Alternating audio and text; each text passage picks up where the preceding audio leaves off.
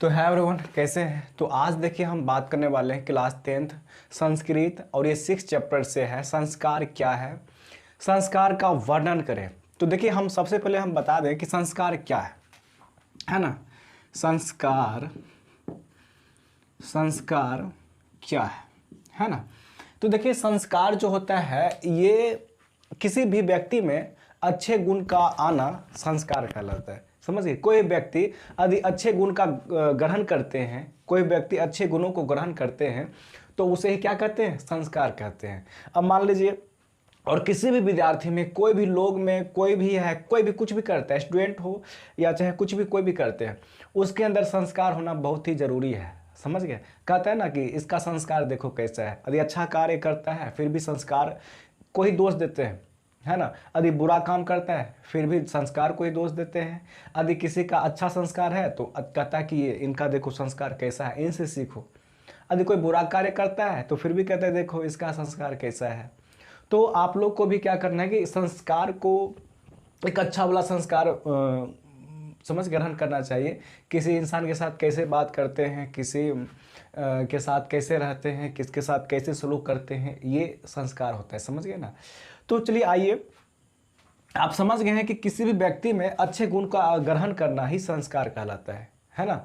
तो चलिए संस्कार कुल मिला के 16 संस्कार होते हैं, है ना। 16 संस्कार होते हैं कुल मिला के। संस्कार कितने होते हैं? 16। तो 16 संस्कार में जो होता है, पहले जो होता है जन्म से पूर्व। समझ गए? जन्म से पूर्व, जन्म से पूर्व जो है ना, जन्म से पूर्व जो होता है 3 संस्कार होता है। ये आपके ऑब्जेक्टिव में पूछा जाएगा। समझ गए कि जन्म से पूर्व कितने संस्कार होते हैं? तो 3 संस्कार होते हैं। जन्म से पहले कितने संस्कार? 3। फिर पूछेगा कि जन्म के बाद, यानी कि जब बच्चा शैशव अवस्था में आता है, शैशव अवस्था। शैशव अवस्था का मतलब ये होता है कि जन्म के बाद। समझ गए? आप ऐसे भी याद रखिएगा, शैशव अवस्था यानी कि क्या कितने संस्कार? 6 संस्कार, यानी कि छठियार 6 दिन के बाद छठियार होता है। तो एक बच्चे का जन्म के बाद कितने? 6 संस्कार होते हैं। 6 से छठियार अर्थात 6 संस्कार। ठीक। और फिर है देखिए 5 जो होता है ना, शैक्षणिक शैक्षणिक शैक्षणिक शैक्षणिक संस्कार। शैक्षणिक का मतलब पढ़ाई लिखाई में, विद्यार्थी जीवन में कितने? 5 संस्कार होते हैं। विद्यार्थी जीवन में 5 संस्कार होते हैं। और फिर हम बात करेंगे फिर जो होता है, एक होता है विवाह संस्कार, है ना। विवाह संस्कार। विवाह संस्कार एक होता है, एक विवाह संस्कार। और एक होता है मरने के बाद अंतवैयसी संस्कार। समझ गए ना। एक होता है अंतिम संस्कार, यानी कि अंतिम यानी कि मरने के बाद एक संस्कार होता है। मरने के बाद एक संस्कार, और विवाह संस्कार एक, और शैक्षणिक संस्कार 5 गो, और शैशव संस्कार 6 गो, और जन्म से पूर्व संस्कार 3 गो। कुल मिला के यानी कि 6 3 9 9 5 14 15 16 संस्कार पूर्ण जाता है। इस तरह से अब हम मेन मुद्दे पर बात करेंगे कि विवाह संस्कार क्या है ना। विवाह संस्कार का वर्णन करें, ये 100% क्वेश्चन पूछा जाता है। तो हम वही क्वेश्चन बताते हैं जो क्वेश्चन आपके बोर्ड में पूछा जाएगा। ठीक है। तो चलिए हम पढ़ते हैं कि संस्कार। देखिए हम ऐसे ही आपको बता देते हैं, समझा देते हैं, आप माइंड में कर लीजिए और उसके बाद कॉपी में ऐसे भी आप देखिए मेरे क्लास से सीख के जाइएगा, है ना। तो चलिए हम फटाफट आप सभी को समझा देते हैं कि देखिए विवाह संस्कार का वर्णन करें। विवाह संस्कार का वर्णन करें। देखिए ये क्वेश्चन, विवाह संस्कार का वर्णन करें।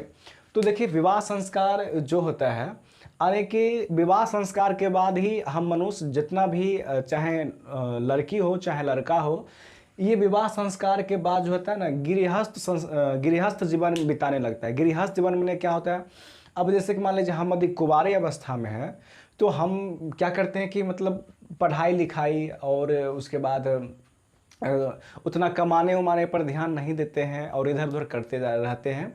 और अन्य के कहने का मतलब पूर्ण रूपेण हम लोग घर के गृहस्थी कामों में नहीं आते हैं। समझ गए, पढ़ने के लिए हुआ चाहे ऐसे ही मतलब अपना समय व्यतीत करते हैं, उस ढंग से नहीं कमाते हैं।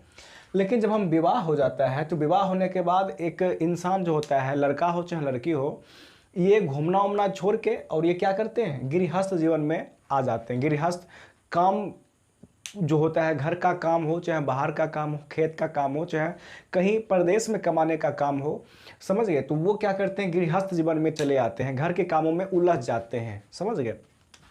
तो विवाह संस्कार अर्थात विवाह संस्कार के बाद मनुष्य क्या होता है कि गृहस्थ जीवन में चले आते हैं, और विवाह संस्कार बहुत ही अच्छा संस्कार माना जाता है, समझिए, विवाह को बहुत ही अच्छा संस्कार माना जाता है, और यह सबसे पवित्र संस्कार में से एक है ना।